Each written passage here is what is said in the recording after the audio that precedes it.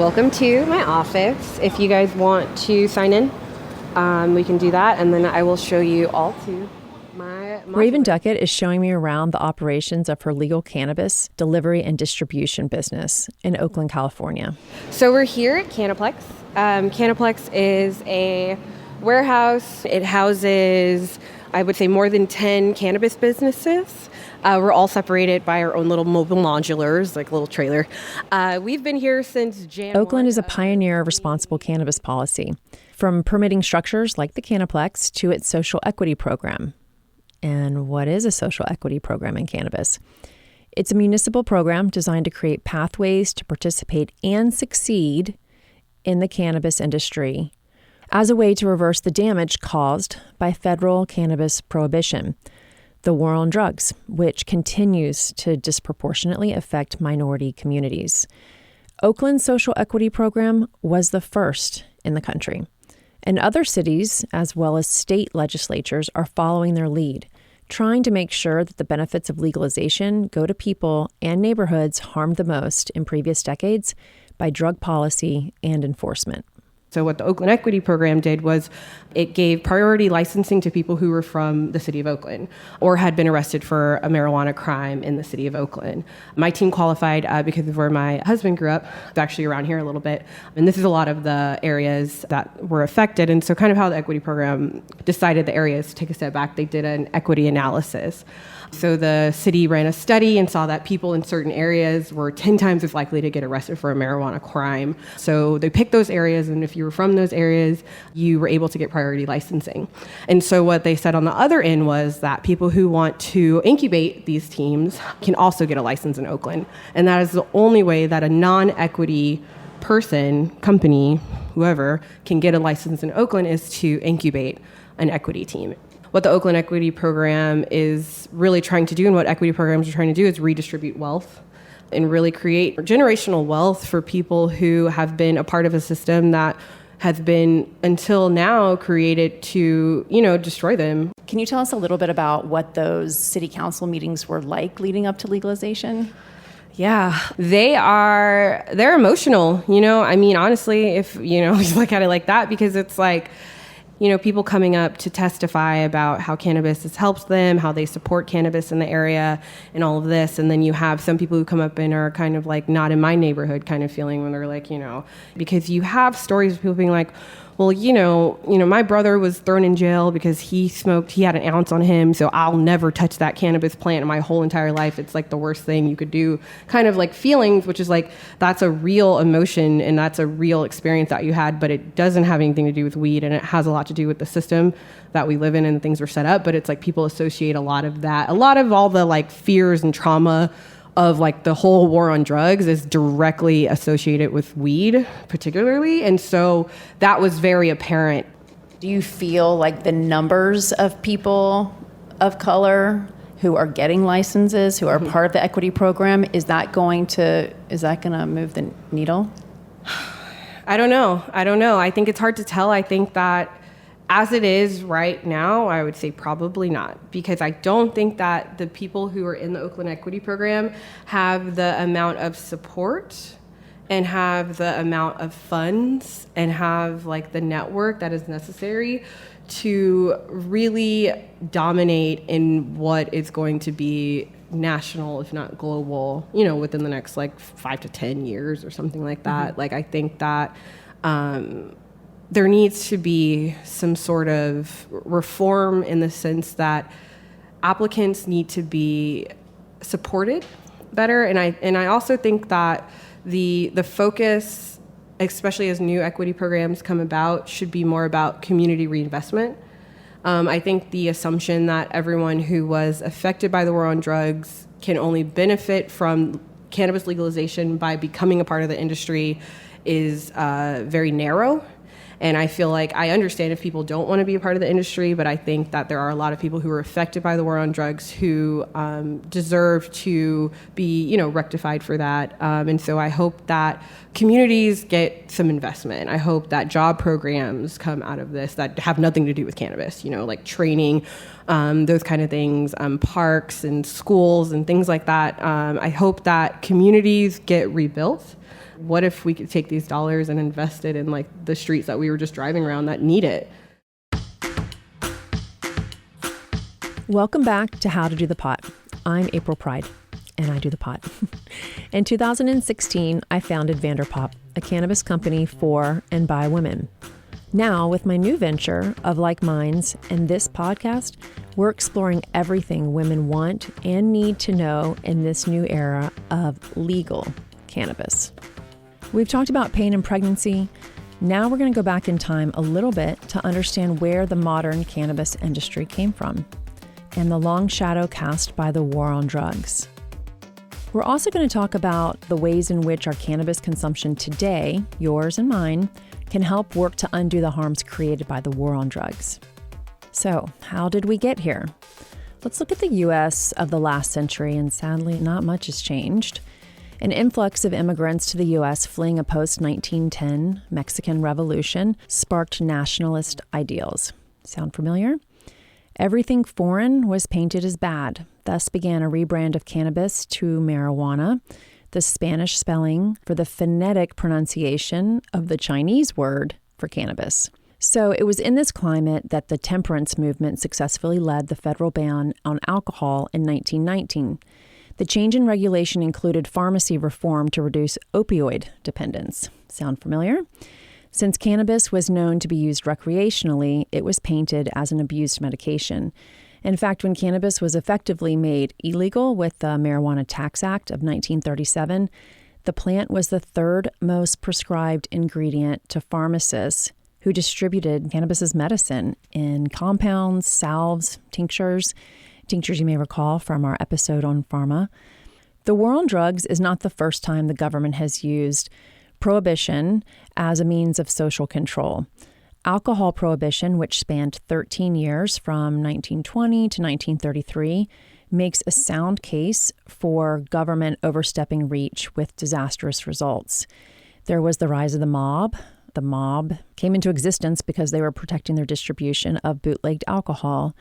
And states' attorneys at the time of Prohibition, 44% of all of the cases that they were trying were alcohol related. So it completely overwhelmed the justice system. And here we are today, right? We've seen mass incarceration brought about by, honestly, petty drug offenses. 50% of all drug arrests are cannabis, and 80% of those arrests are for simple possession. And people go to jail for this. The war on cannabis started before the war on drugs, but even with legalization gaining steam in the 2000s, arrests and prosecutions keep going up. Between 2001 and 2010, there were over 8 million arrests related to cannabis sale and possession across the U.S. Most of the people affected were Black or Latino. Higher arrests and incarceration rates for these communities are not reflective of increased prevalence of drug use, but rather of law enforcement's focus on urban areas, lower income communities, and communities of color. White and Black people smoke weed at the same rate, period. Even so, Black Americans are 4 times more likely to be arrested for cannabis possession. According to the ACLU, Iowa, Minnesota, Illinois, and in Washington, D.C., Blacks are 7.5 to 8.5 times more likely to be arrested for having weed. And I want to focus on Washington, D.C. because the laws there say it all. Currently, the laws make selling weed an enforceable crime, but possessing weed is not a crime. And you may say, April, arrests are falling, decriminalization, has really taken hold across the U.S. And you're right, the numbers are looking better, but it's the disparities. Those have not changed, right? And that's what's disturbing. And that's what we're here to talk about today. We wanted to get into the mindset of the people who are arresting others, right? Law enforcement. My name is Leigh Maddox. So I began my career as a very naive 20-year-old when I joined the Maryland State Police. And I worked with that organization for almost 20 years, worked my way up through the ranks, and eventually retired in 2007 at the a rank of captain. Leigh Maddox loved her career in law enforcement. Her father was a Marine lieutenant colonel and expected her to serve her community. When she was 19, a good friend of hers was murdered, and Leigh took issue with how local law enforcement handled the investigation. So she decided to become a state trooper, and she dove into police work, working patrol and investigations. But it was the death of another friend, close to the end of her career, that completely changed how she thought about police work and the war on drugs. His name was Ed Totley, and he was a very dear friend of mine. He had been working a undercover investigation in Washington, D.C., and this occurred back in the early 2000s. And the bad guy took his money and went to go in to purchase the drug for him, but then doubled back around and shot him in the head. And that guy's in jail now for life for doing that. But when that happened, it really kind of rocked me because you know you're doing dangerous work, but you don't really realize how close you walk to that line of death until you lose someone close to you. And when Ed died, I immediately thought to myself, why are we putting people of that caliber in harm's way? Why are we doing it business that way? Why do we care that much about this brick of cocaine that we're going to sacrifice this father of 3 kids? It really made me stop and hit pause on my career and think more deeply about what we were doing in our communities and what we were doing not only to the communities that were being policed, but also to the community of police officers that were doing the policing. Well, I think as a police officer, you saw that we were arresting people over and over again for the same thing, and drug use was not going down. In fact, drug use was going up. So there was no correlation between our arrest and reduced crime. It was having the opposite effect. And then once I retired and went into the communities and worked as a lawyer with one-on-one with folks who were living through the consequences, the collateral consequences of these failed policies, and particularly criminalization of their lives, being forced to pay over and over again for what is a seemingly innocuous offense like possession of marijuana. And, 10 years later, they still can't, get a decent apartment because they're coming up dirty on the criminal history check. And it took a while after that for me because I stayed on the job for a while and oversaw some pretty big operations. But once I retired and got down on the streets of Baltimore City, that's when I realized we needed to end the war on drugs, that it had just failed miserably. In June of 1971, President Richard Nixon declared drug abuse to be public enemy number 1. America's public enemy number 1 in the United States is drug abuse. In order to fight and defeat this enemy, it is necessary to wage a new all-out offensive. And 2 years later, the DEA, the Drug Enforcement Agency, was created. In that Nixon speech, you can see Nixon's domestic policy chief, John Ehrlichman, on stage with the president. Years later, Ehrlichman told Harper's Magazine, he said, quote, "The Nixon campaign in 1968 and the Nixon White House after that had 2 enemies, the anti-war left and black people. We knew we couldn't make it illegal to be either against the war or black, but by getting the public to associate the hippies with marijuana and blacks with heroin and then criminalizing both heavily, we could disrupt those communities. We could arrest their leaders, raid their homes, break up their meetings, and vilify them night after night on the evening news. Did we know we were lying about the drugs? Of course we did." Unquote. In 1986, I was 10 years old, and as a 5th grader at Sedgefield Elementary School in Newport News, Virginia, I vividly remember being in the auditorium/cafeteria, standing and listening to 3 words that would define a generation's attitudes around drugs and alcohol. Just say no. Just Say No was the pet project of First Lady Nancy Reagan. It's an anti-drug campaign that was very effective, and President Ronald Reagan's expansion of the war on drugs was in many ways driven by increased media coverage of and resulting public nervousness over the crack epidemic that arose in the early 1980s. This concern over crack use helped drive political support for Reagan's hardline stance on illegal drugs, including cannabis, and the intense prosecution of anyone caught using or selling drugs. That meant increased enforcement and harsher punishments and sentences. And for Liz Mora, a young single mother, pregnant with her daughter Nicole, this policy would impact the rest of her life and that of her family. My name is Maria Mora. I go by Liz. I am mother to this wonderful person over here, Esteban. My name is Esteban Araya. So why don't we start with that, Liz? Why don't you tell us why we're here, why telling your story and sharing your story will be significant for so many listeners? Yes, so I was mid-20s, pregnant. I made an unwise decision to transport weed, marijuana. Unfortunately, or fortunately, I didn't make it very far. My first one, I got caught.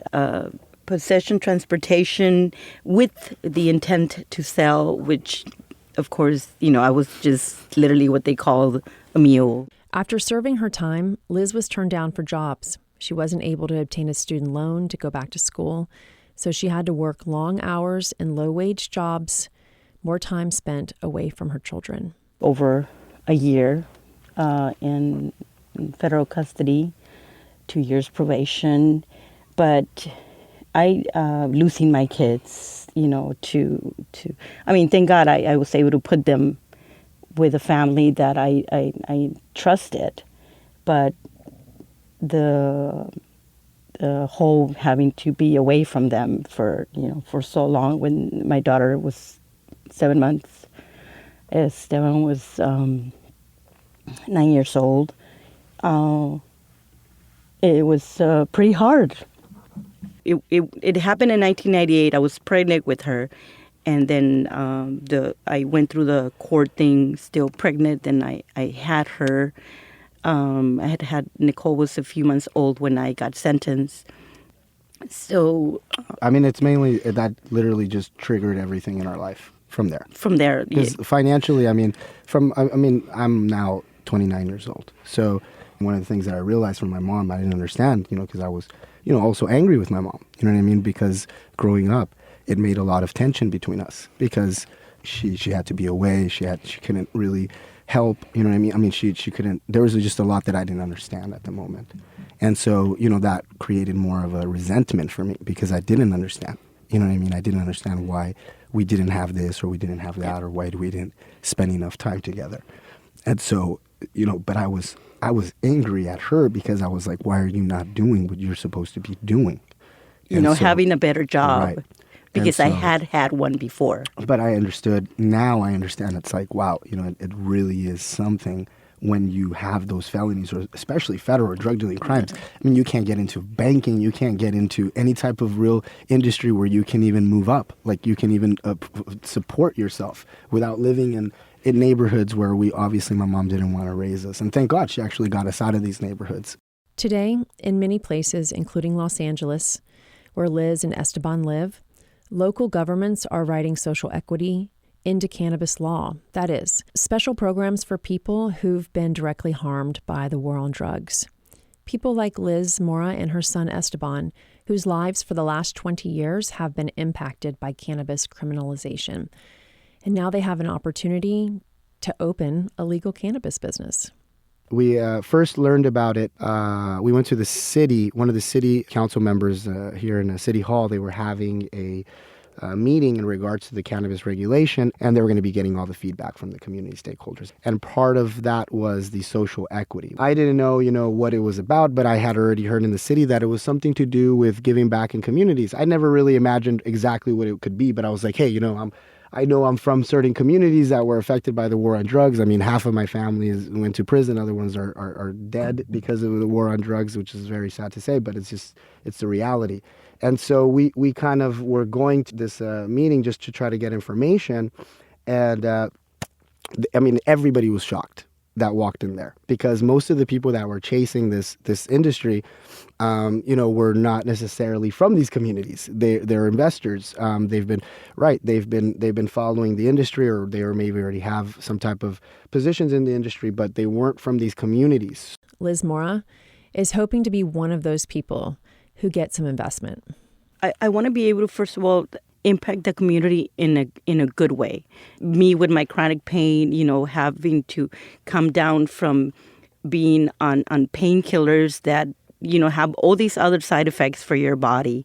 I can see that health-wise, it's better for me to take these other alternatives, and I want to make that available and give the information to all these other people, especially in the Hispanic community where we're going to have our location, that they don't really know. They still look at it as, oh, you just want to get high. And it's not about that. It's about educating our older people and younger people into the good that this can do. So what could be a way to move the needle and propel more women, more people of color, and those affected by the war on drugs into the cannabis industry? One way might be related to programs like the Initiative in Portland. Full disclosure, I was a board member of the program. Its intent is to provide tools, mentoring, training, and access to funding that female entrepreneurs need to succeed in the cannabis industry. And Raven Duckett, who we met at the Cannaplex in Oakland, she was a recent inaugural participant. It really picks up where the Oakland Equity Program left off. It was really focused on raising investment dollars, which was, something that was really missing from the Oakland Equity Program, I think, because, while they did give us a clear path to licensing, it wasn't really a lot of help and support in how we could raise the funds to really make our business a scalable business, especially in California, one of the largest economies in the world and one of, the largest regulated market in the United States right now. Social equity programs, incubators, access to capital, and those with the capital having an open mind in terms of who they invest in. We need all of this in order to build an equitable cannabis industry moving forward.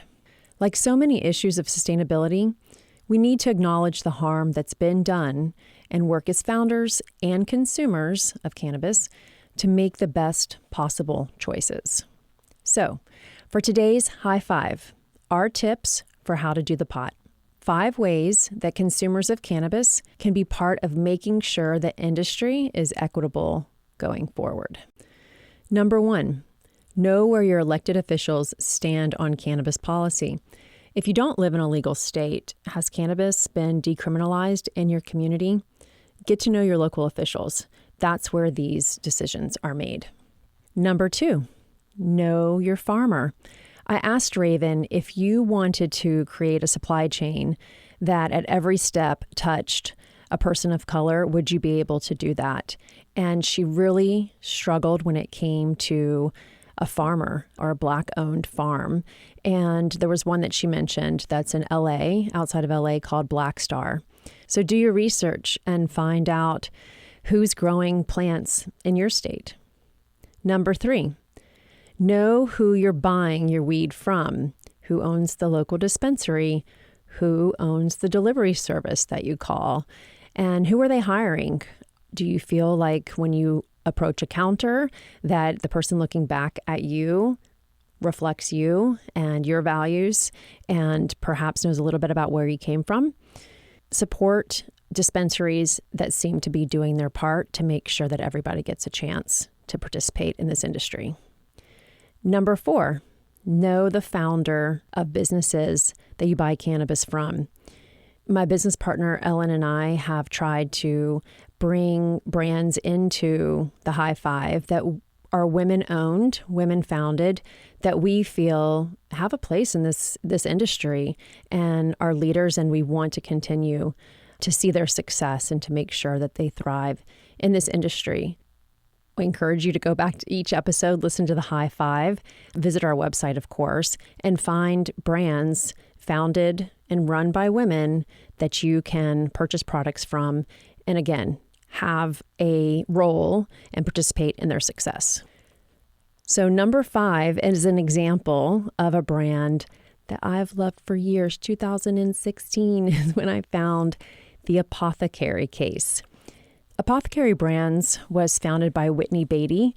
She is a Black woman who has left a very successful career in the entertainment industry after finding that an idea that she had, a locked storage box for cannabis, was something that everybody wanted. She has a son and she wanted to protect her kid from her stash, right? What mom doesn't. I know that's why I purchased my first apothecary box. I wanted something that would keep my cannabis fresh. I can lock it. I leave it under my desk. I don't worry about it at all. And there's 4 jars. So I pick up strains and I can make sure that I've got a good assortment for people when I'm entertaining. There's also a grinder that's available with it. I mean, it really is the most beautiful starter kit for a cannabis collection that I can imagine. And let me give you a quick stat.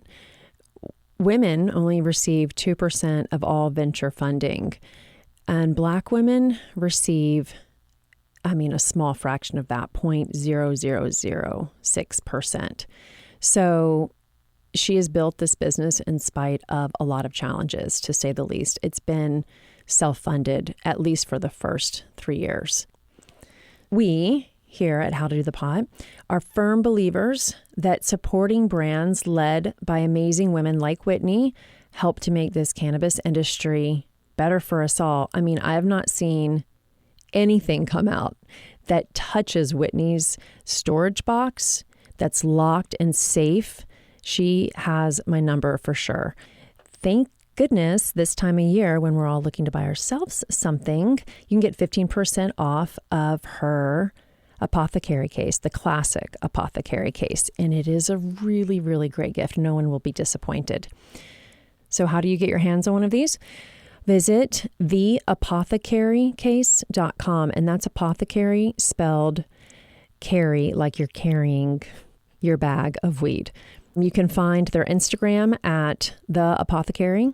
And remember to enter Do the Pot, DOTHEPOT, at checkout for 15% off.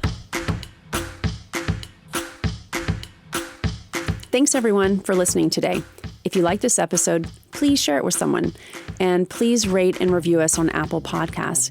It helps more people find the show. Still curious about how to do the pot?